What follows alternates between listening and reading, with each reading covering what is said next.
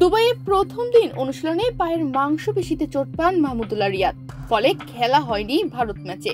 নিউজিল্যান্ডের বিপক্ষে রাওয়ালপিন্ডিতে কি সোমবার খেলবেন তিনি? দলের অভিজ্ঞ এই ক্রিকেটারের পুরোদমে অনুশীলনে ফেরায় স্বস্তির সুবাতাস বইছে বাংলাদেশ শিবিরে। রাওয়ালপিন্ডি স্টেডিয়ামে ম্যাচের আগে বাংলাদেশ নিউজিল্যান্ড দুই দলের অবস্থা দুই রকম। দুবাইয়ে ভারতের কাছে 6 উইকেটে হারা প্রথম ম্যাচ বাংলাদেশের ব্যাটিং নিয়ে দুশ্চিন্তা বাড়িয়েছে। টুর্নামেন্টে টিকে থাকতে হলে পরের ম্যাচে মাহমুদুল্লাহকে পাওয়াটা গুরুত্বপূর্ণ। সমান্তরালে এই প্রশ্নটাও আসে, তিনি ফিরলে দলের বাইরে যাবেন কে?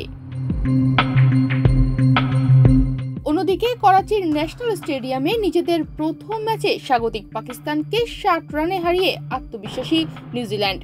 ওপেনার উইলিয়াং আর মিডল অর্ডার ব্যাটার টম ল্যাথামের সেঞ্চুরির সঙ্গে গ্লেন ফিলিপসের 39 বলে 61 রানের ইনিংসে মোটামুটি পরিষ্কার যথেষ্ট সময় পেয়ে পাকিস্তানের কন্ডিশনের সঙ্গে ভালোভাবেই মানিয়ে নিয়েছেন তাদের ব্যাটাররা। দুবাই থেকে ইসলামাবাদ হয়ে রাওয়ালপিন্ডিতে রয়েছে দল। প্রথম ম্যাচে হারলেও দল খুব একটা খারাপ অবস্থায় নেই বলে দাবি নির্বাচক আব্দুল রাজ্জাকের। ভারতের 35 রানে 5 উইকেট হারানোটাকে একটা দুর্ঘটনা হিসেবেই দেখছেন জাতীয় দলের সাবেক বাঁহাতি স্পিনার। দুবাইয়ের শুরুর বিপর্যয়কে দুর্ঘটনা প্রমাণ করে সামনে এগোতে হলে নিউজিল্যান্ডের বিপক্ষে জয়ের বিকল্প নেই বাংলাদেশের হাতে। কারণ ম্যাচটা হারলে টুর্নামেন্ট থেকে নাজমুল হোসেনদের বিদায় অনেকটাই নিশ্চিত হয়ে যাবে। মাহমুদুল্লাহর দলে ফেরার সঙ্গে অধিনায়ক নাজমুল ও মুশফিকের মতো অভিজ্ঞদের রানে ফেরার দাবিটা যে সে কারণেই জোরালো হচ্ছে আরও বেশি। ভারতের বিপক্ষে 7-এ নেমে জাকির আলী অনিকের 68 রানের গুরুত্বপূর্ণ ইনিংস খেলেছেন আগের ম্যাচে।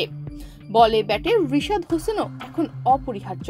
চোট কাটিয়ে একাদশে ফিরলে মাহমুদুল্লাহ খেলবেন কার জায়গায়, সেটা এখন একটা বড় প্রশ্ন। প্রশ্নটিতে এগিয়ে যান দলের সঙ্গে থাকা নির্বাচক রাজ্জাক। তবে সম্ভাব্য পরিবর্তনটা অনুমান করতে অসুবিধা হচ্ছে না কারো। সৌম্য সরকারকে বাইরে রেখে তানজিদ হাসান তামিমের সঙ্গে ইনিংস শুরু করতে পারেন অধিনায়ক নাজমুল হোসেন।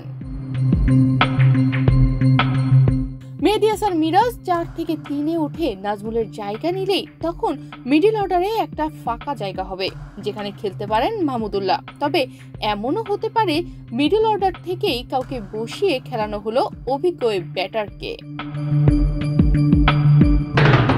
সেটি হলে হয়তো বড় একটা নাম দেখা যাবে না বাংলাদেশের একাদশে, যদিও এ নিয়ে দলের কেউ কিছুই বলছে না।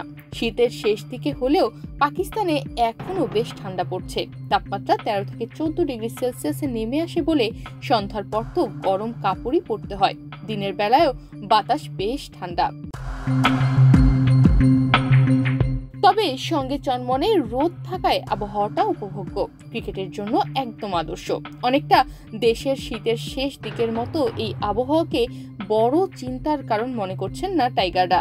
চিন্তা আসলে এখন দুটি বিষয় নিয়ে, নিউজিল্যান্ডকে হারিয়ে টুর্নামেন্টে বাংলাদেশের টিকে থাকা আর মাহমুদুল্লাহ ফিরলে খেলবেন কার জায়গায়। তনিমা রহমান, বাংলাদেশ প্রতিদিন।